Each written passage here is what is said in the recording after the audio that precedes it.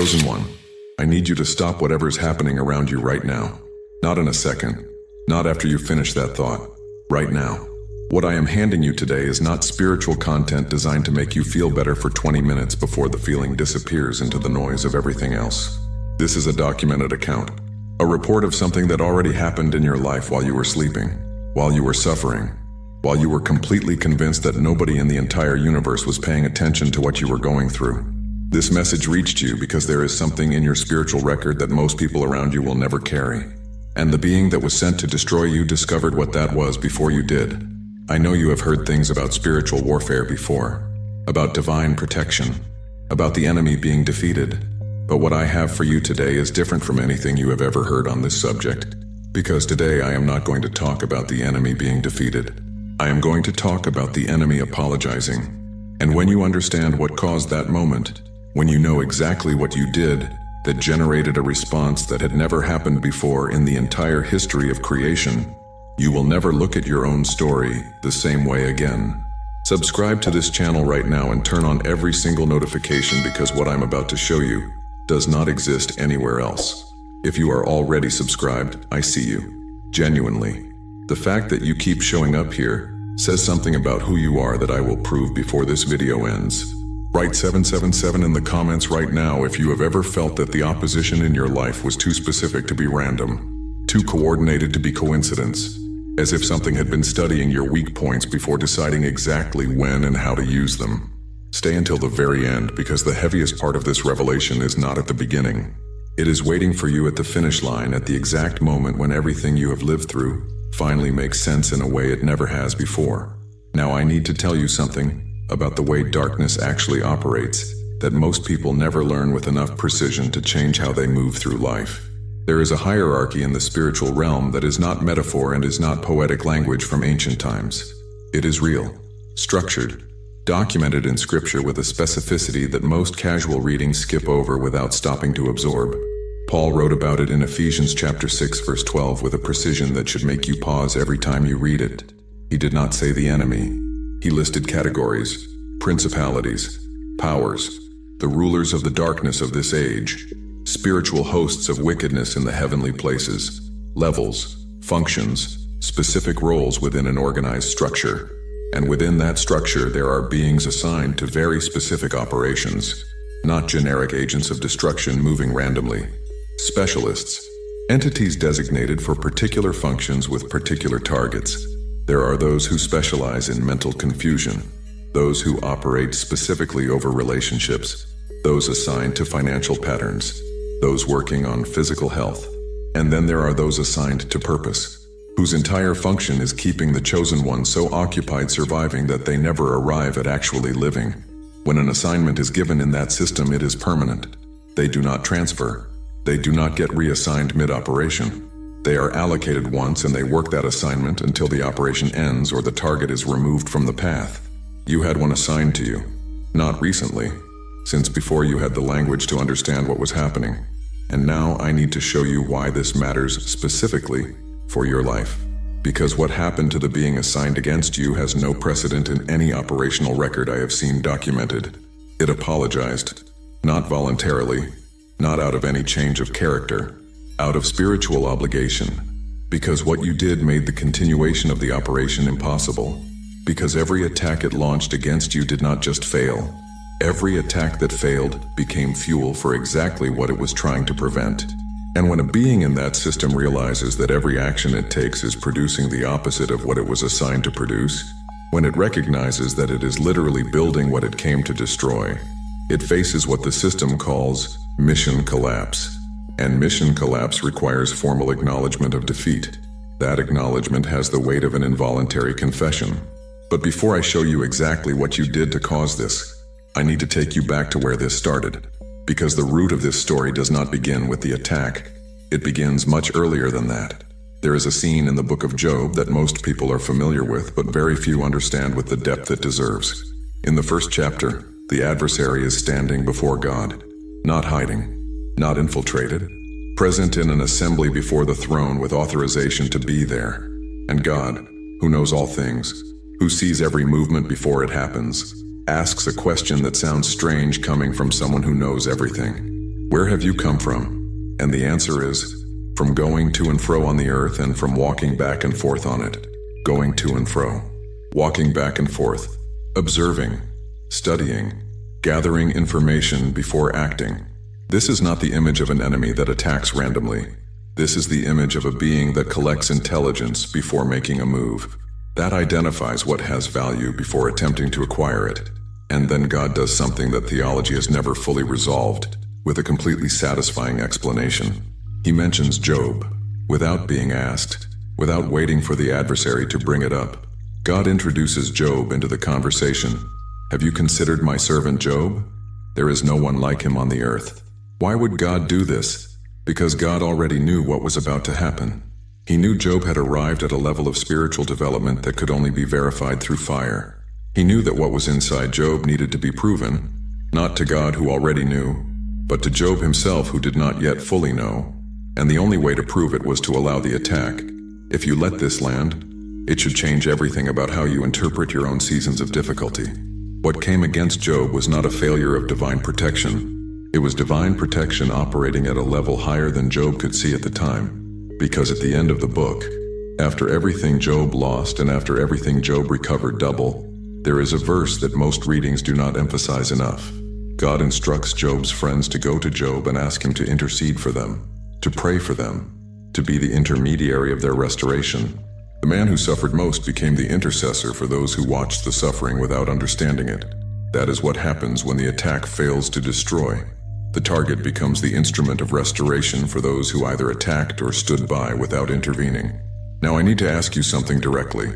Think about the heaviest losses you have experienced, not the small ones. The ones that felt permanent, the relationship that disappeared without real warning, the opportunity that closed in front of you, the season when everything you built seemed to dissolve before it could solidify. Did you call that bad luck? Bad decisions? Not being enough? Because I need to show you what was actually happening underneath the visible losses. And when you understand it, the specific anger that you stored about that period is going to be replaced by something you did not expect to feel. Recognition. None of those attacks were random. Every single one was a calculated move from something that identified what you carried before you identified it yourself. And every calculated move failed. Not because you were perfect. Not because you did not suffer. Not because the losses were not real. But because something inside you simply would not surrender what was being demanded that it surrender. For those who want to go deeper into what it means to live with full consciousness of this level of spiritual protection, there is exclusive material in the description and pinned comment of this video. Now I need to show you the specific mechanism by which the attack became impossible to continue. There is a word Paul uses in Romans chapter 8 verse 28 that most English translations convey accurately, but that loses some of the texture of the original Greek. The word is synergai. Synergai means to work together, to cooperate, but not in the weak sense of voluntary collaboration. In the technical sense of separate elements producing together a result that neither would produce alone. Paul says that all things work together for good for those who love God. All things. Not the good things. Not the things that felt good at the time. All things. What this means in the practical reality of your life is something the enemy knew, and you did not yet know. Every attack launched against someone whose spirit is genuinely oriented toward God enters the synergai mechanism. The attack becomes part of the process that produces the result that divine protection was building. Not the attack replaces the process. The attack becomes an ingredient of the process. It is as if someone tried to destroy a building by throwing construction material at it. The more they throw, the more material the structure has to grow. And the being assigned against you kept throwing material at you long enough to realize that the construction it was trying to stop was using everything it threw as a brick. And at a specific point it ran the calculation. Everything I have launched has become part of what this person is becoming. Every refined attack generated a layer that did not exist before the attack. Every attempt to destroy the purpose accelerated the formation of the purpose. I did not destroy the target. I built it. That is mission collapse. And mission collapse in their system requires acknowledgement. Now I need to show you the most important part. What you specifically did that made the attack impossible to continue. It was not religious perfection. It was not the absence of mistakes. It was not never having stumbled, never having given in to anything, never having had a night where you genuinely wondered if it was worth continuing to try. It was one specific thing. You kept getting up when the logical calculation said it was reasonable to stay down. Not with euphoria, not always with declarations of heroic faith, sometimes with anger, sometimes with your face wet from crying you tried to hide from everyone, sometimes with the only reason being that quitting felt worse than continuing even without understanding why. But you got up. And every time someone gets up after a real fall, after losing something real, after being on the floor long enough to start believing the floor was where they belonged, and they get up anyway without a clear logical reason to do it, that act carries a specific weight in the spiritual record that is completely different from the weight of someone who never fell. The getting up of someone who never fell is natural. It costs nothing extraordinary. The system does not register it as a significant event. The getting up of someone who fell for real, who lost real things, who stayed down long enough for the floor to start feeling familiar, and still got up without a compelling logical reason to do so. That getting up carries the weight of testimony. And testimony in the spiritual system is the most powerful form of declaration a human being can make. Because the central argument of the adversary from the garden until now has always been the same. They will not persist when the cost is real. They follow as long as it works. When it stops working, they stop. And every time you got up after a real loss, you refuted that argument with concrete evidence, not with words, with life. Think about Paul and Silas in Acts chapter 16, in prison, backs wounded after being beaten publicly, in the deepest cell, feet locked in stocks. There was no logical argument for joy in that moment, no rational basis for worship, nothing about the situation that called for singing. And they sang, midnight, imprisoned, in physical pain, and they sang. And the text says the other prisoners were listening. This is important and most people miss it. The other prisoners were listening. The worship of Paul and Silas in the dark did not stay contained in that cell. It passed through the walls and reached everyone who was in the same situation, but had not yet found a voice to respond. And then the earthquake came. The doors opened, the chains fell. Not the worship was rewarded afterward. The worship was the catalyst for the movement. And the jailer who was about to take his own life when he saw the doors open, who assumed the prisoners had escaped, and that his failure would cost him everything, that jailer was saved that night. The same night Paul and Silas were prisoners produced the salvation of the man who was guarding them. The attack that was supposed to silence them produced the song that opened the prison. That is what happened in your story. The nights that were designed to silence you produced something inside you that did not exist before those nights. And the being that sent the nights realized it was building what it came to destroy. Now I need to show you how the apology functions in the spiritual record, because this is not symbolic language, and I do not want you to receive it at a surface level. In the biblical spiritual system, when a being of darkness is confronted with evidence that its operation produced the opposite effect, there is a protocol of acknowledgement that functions like legal testimony. Jesus himself described something like this in Luke chapter 10 verse 18. When the 70 returned, saying the demons submitted to his name. And Jesus said he saw Satan fall like lightning from heaven. Falling like lightning is not a description of gradual defeat. It is sudden collapse, instantaneous, triggered by a specific moment of recognition of defeat. And that moment has a specific trigger. The trigger is when the authority of what inhabits the target exceeds the authority of the mission that was assigned against it. When the target arrives at a level of spiritual development where what lives inside them outweighs what was sent against them, the operation cannot continue. It is not a battle the target wins through effort. It is an equation that changes its result. And when the equation changes, the acknowledgement is mandatory. That is what the apology represents.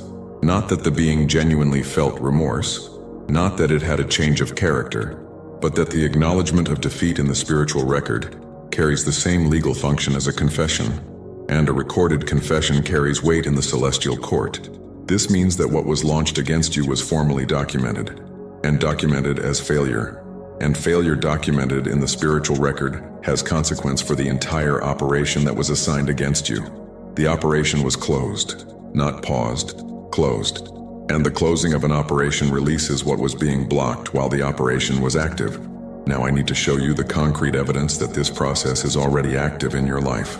The first evidence is that the coordinated attacks stopped without you being able to identify exactly when. They did not stop with a dramatic event. They stopped gradually, like a tide going out. You look back and realize there was a point where the organized pressure that was coming from multiple directions simultaneously simply ceased.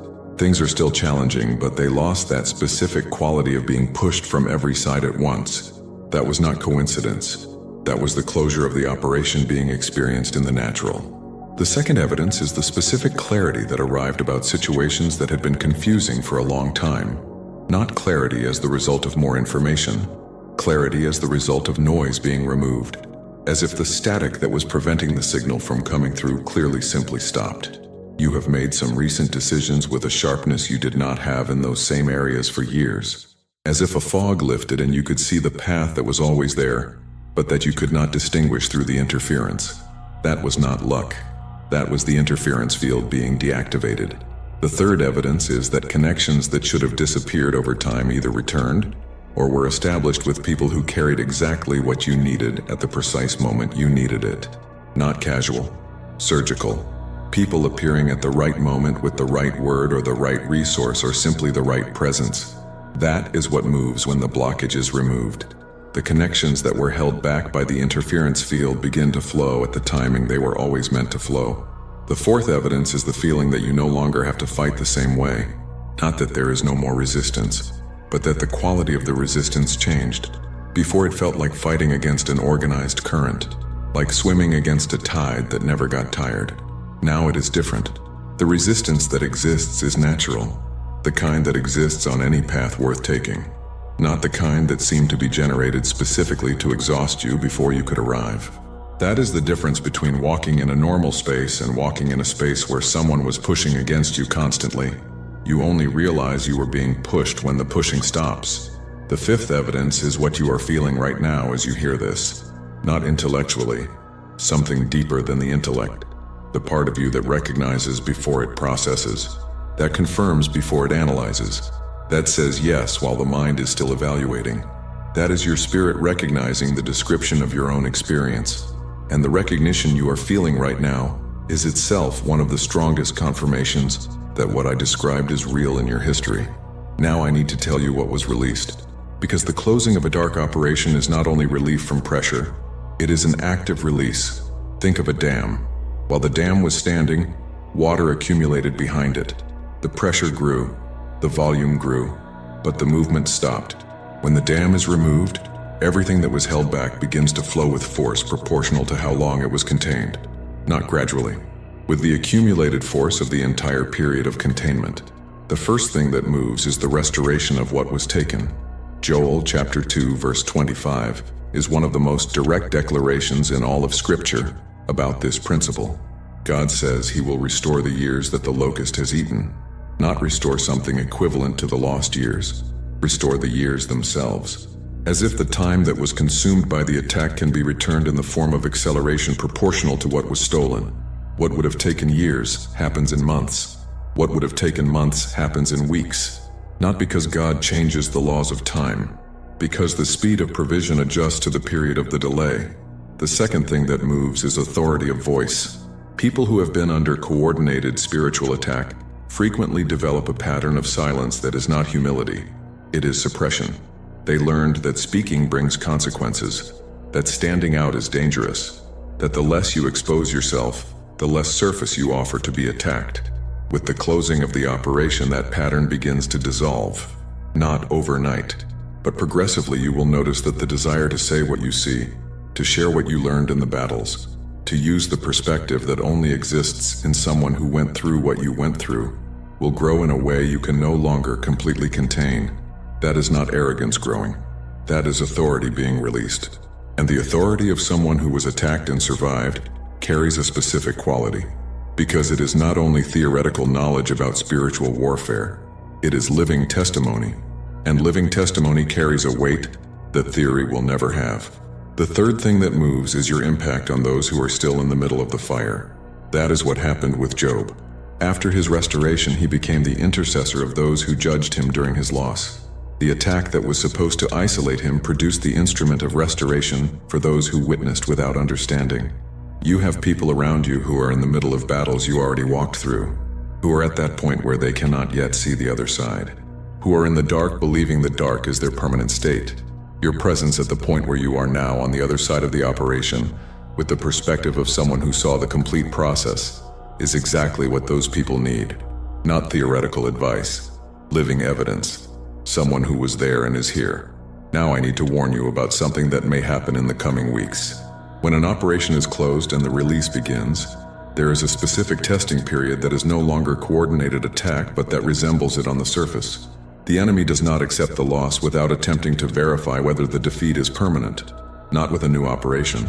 With probing, with sending situations that look like the old patterns to see if the response will be the old response. The difference is that this time, it is verification, not attack. And the correct response is not the same as it was during the attack. During the attack, the response was resistance, persistence, not letting go despite the cost. In the probing, the response is recognition without reactivity. You will notice the pattern, you will recognize where it comes from, and you will respond not as someone still fighting for survival, but as someone who already knows the outcome of the battle, because the battle has already been documented as closed in the record. There is a declaration Nehemiah made when his opponents tried to pull his attention away from building the walls of Jerusalem. That became one of the most powerful statements in all of Scripture. Chapter 6, verse 3.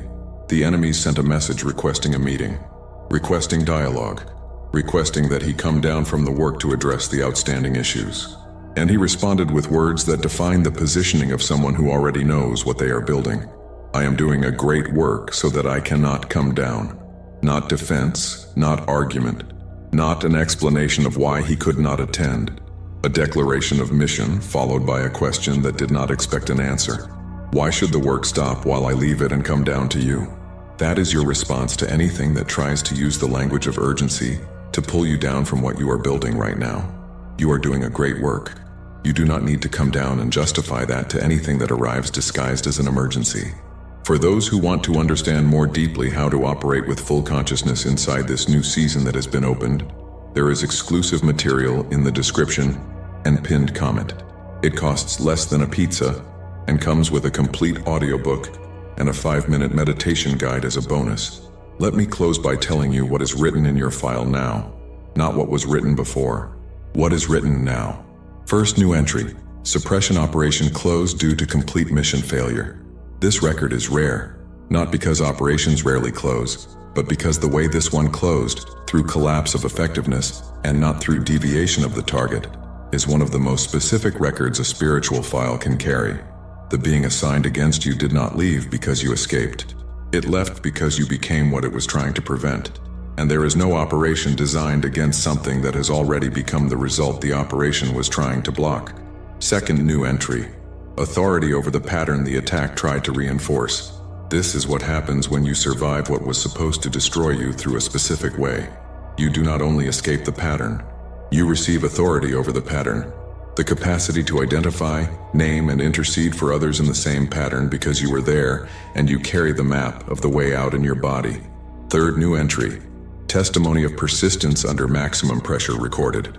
Testimony in the biblical spiritual system functions as legal evidence. It is not private experience. It is evidence that enters the eternal record of how human faith responded when the cost of responding was real.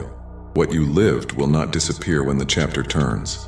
It will remain as foundation for everything that comes after it. Fourth new entry, active restoration positioning. Joel 2:25 is being executed over your story. What was consumed is being returned with the accumulated force of the period of containment. And the speed of the restoration is not linear. It is proportional to what was held back.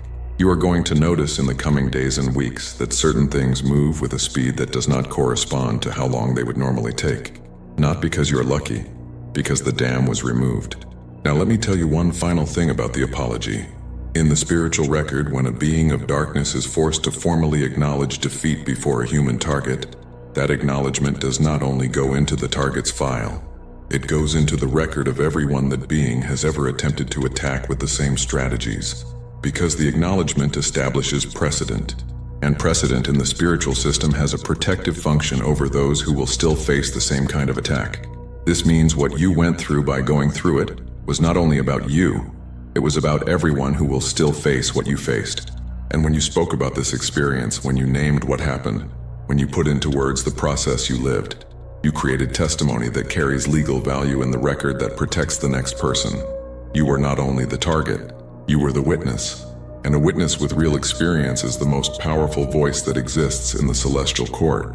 If everything you heard today confirmed something that was already alive inside you, write 777 in the comments as a declaration that you recognize what happened in your history and that you accept the positioning of someone who came to build what the attack was trying to prevent. Subscribe to this channel and turn on all notifications, because what comes next will continue revealing dimensions of what was unlocked in your life that you still do not have complete words for.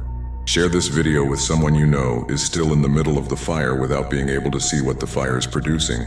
Someone who needs to hear that persistence has a record and that the record carries weight.